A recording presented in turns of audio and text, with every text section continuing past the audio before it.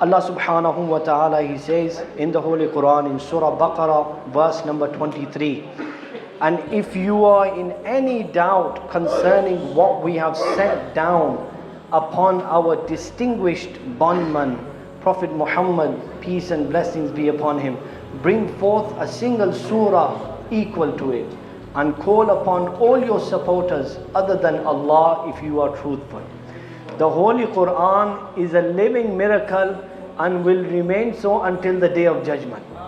And we Muslims, we can say with honor that look, the Quran presented a challenge and no one accepted this challenge.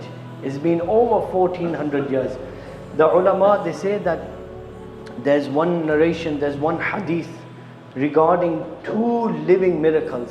One is the Holy Quran and one is the pebbles. So when we go for Hajj, 8th Dhul Hijjah, first day we are in Mina.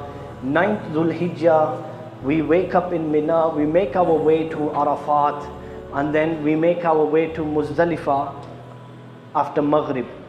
And what do we do in Muzdalifah? We look for pebbles. We need about 50.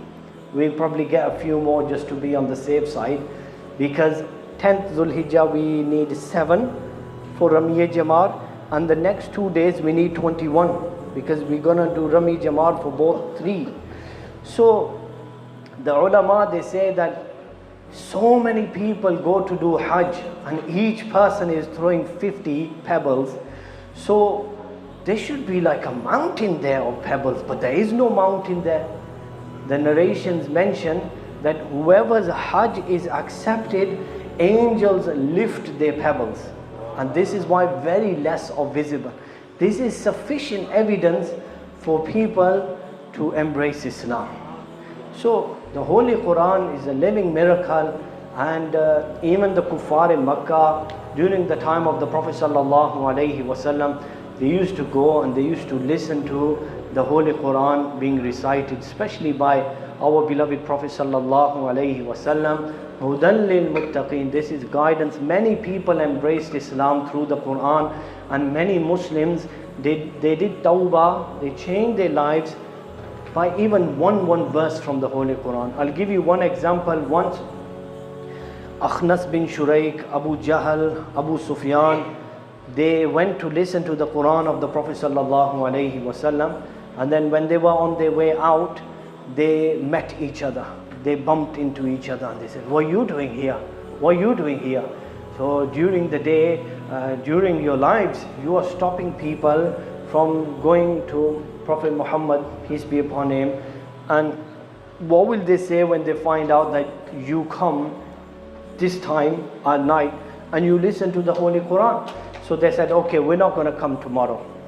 But the next day or the next night, they were all there again. And then the third night as well, they all were there.